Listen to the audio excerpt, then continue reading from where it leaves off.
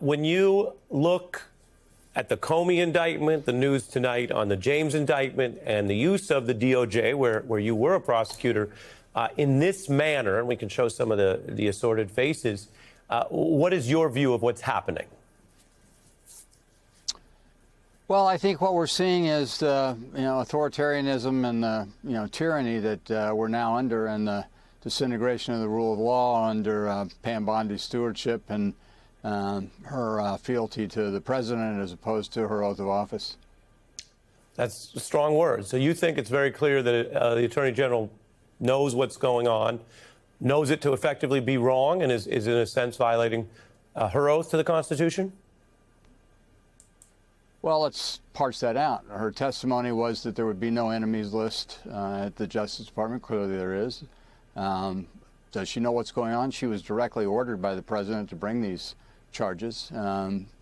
Did she appoint Lindsay Halligan to be the U.S. attorney, even though she was unqualified and the appointment was illegal? Yes. So my answer to all your questions is absolutely. You mentioned the Halligan appointment. That's something we've covered. This is the newly installed, inexperienced U.S. attorney bringing both the cases, James and Comey. Do you think that could be a problem for those cases? Do you think she is not legally, validly serving in that post right now, effectively bringing her prosecutions into question? I do believe that to be the case. There's only one opinion on this issue issued thus far in the existence of Section 546, and that was written by Justice Alito when he was Assistant Attorney General in 1986. That makes it very clear that after serving 120 days, only the district court has the authority to appoint a new U.S. attorney, and that didn't happen here. When you were working at the Trump White House, you, of course, were there during a period where the Comey history and other clashes were paramount. What do you think of this indictment of Comey on the merits? And what, if anything, might you tell us about that period of time? Because there was such a high-end clash. It was almost perhaps one of Donald Trump's first big clashes over who was in charge and whether the rules would hold. My involvement in the Comey events at the White House is not something I'm ethically allowed to discuss, but I think Comey, as we all know now, has many detractors. He's controversial, but this indictment is so unworthy of the Justice Department, as we've known it in the past, as trying to be even-handed and put no person above the law, and not to exercise retaliation. Keep in mind that seasoned, experienced federal prosecutors concluded there was insufficient evidence to indict Comey. He was the lead prosecutor in that regard was fired, according to Trump, resigned according to him, but he's gone, and the reason he's gone is because he didn't bring the indictment against Comey. He was replaced by a Trump loyalist and personal attorney who promptly did bring an indictment against Comey without the support of her office. And in fact, her support there is so weak that she had to go a couple of hundred miles just to find attorneys within the Department of Justice who could choke down the humiliation of trying to represent the United States in this farcical prosecution. When you look at this second term, Donald Trump, how does it contrast, if at all, from the president you served and either him or the structure and the administration around him in the first term? Well, I think in terms of the structure, you had people of character in the White House. General Kelly, certainly, in the cabinet, General Mattis, Nikki Haley, Steve Mnuchin. There were a lot of senior people, smart people, people who loved the country, and were there for their independent judgment and to try to help the president understand where the guardrails were and what the lanes were. That doesn't exist now. I think, this term, the president feels unleashed. It clearly is his belief that he's entitled to do whatever it is he wants. And once he decides what he wants, the only issue is how quickly can you do this for me? Pam Bondi delivered Comey and now has delivered James. Hopefully America will understand that that's not really what the country was supposed to be about. It shouldn't be what it's about, and ideally it's something that people will rise up and unite and push back on.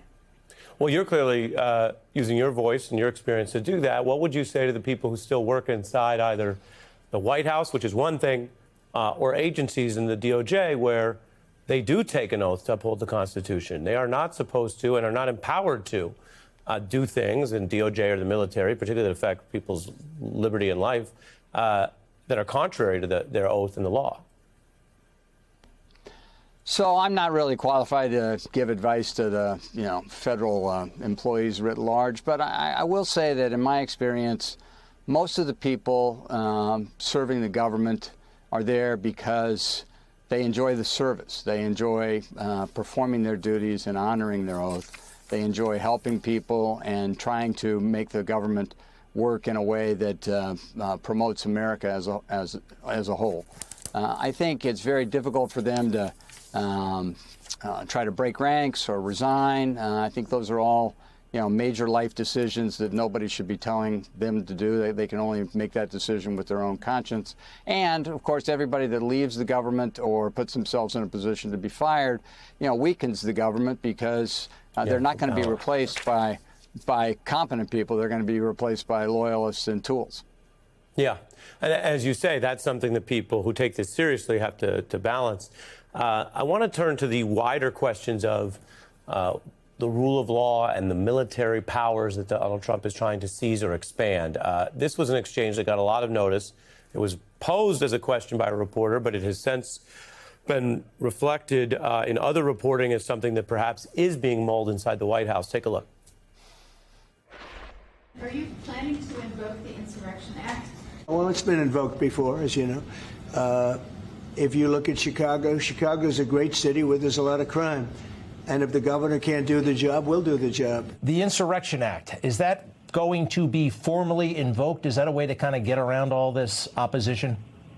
Well, it is a way to get around it. If we don't have to use it, I wouldn't use it. If you take a look at what's been going on in Portland, it's been going on for a long time, and that's insurrection. I mean, that's pure insurrection. Your view of the legality of that and whether, based on your knowledge, you think this White House is serious about getting to that point? Oh, I think the White House is very serious about using any lever of government that, inflates Trump's sense of his power and allows him to assert the level of control that he and his team want to assert in America. So, yes, I think he is likely to invoke that at some point. And sadly, there is very little law or analysis that would restrain him if he chose to do so. The act is written in a way that both sides have known for years is a little bit reckless. Attempts to remedy the act have not gone very far in Congress, although there have been a few, and a few recently. It's an act that clearly does need to be revised, but I think he'll invoke it, and if he needs it, if he does, it will be difficult to stop his occupation of America and the encouragement that he gave generals recently to start practicing their soldiering in American cities against Americans. So what does that look like? You view what you just referenced and the early sort of military deployments and skirmishes as a deliberate blueprint for what? Where would that go under the president?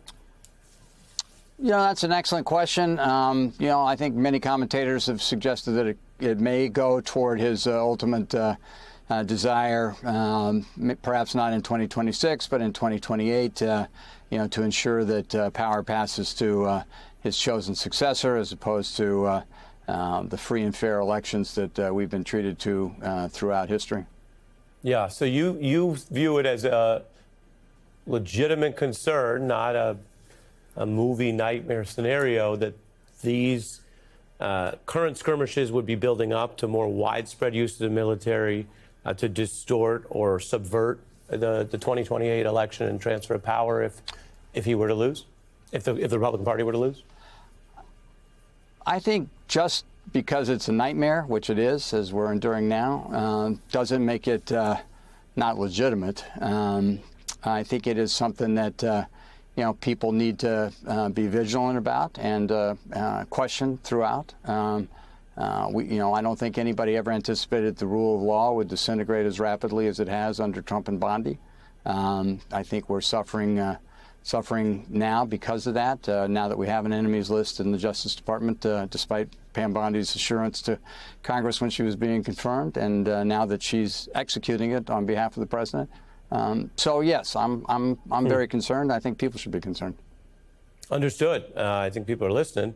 There's a host of cases where Donald Trump has been losing in the lower courts and would be normally on track to lose in the Supreme Court because he's not following the rule of law where, as you well know, and you've worked on this, lawyers will tell the president, well, the Constitution forbids that, so writing an executive order flatly against it isn't going to work. You don't get to rewrite the Constitution that way. You're going to lose. It's going to take energy and resources. Here it's the opposite. We've heard about flooding the zone and the other things.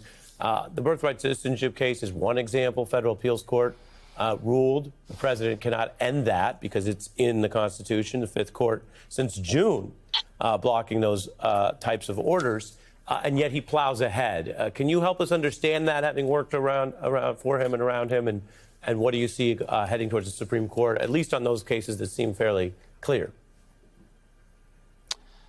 So I'm not sure my personal experience assists much more than just the obvious facts there, which is birthright citizenship is guaranteed to anybody born in the United States.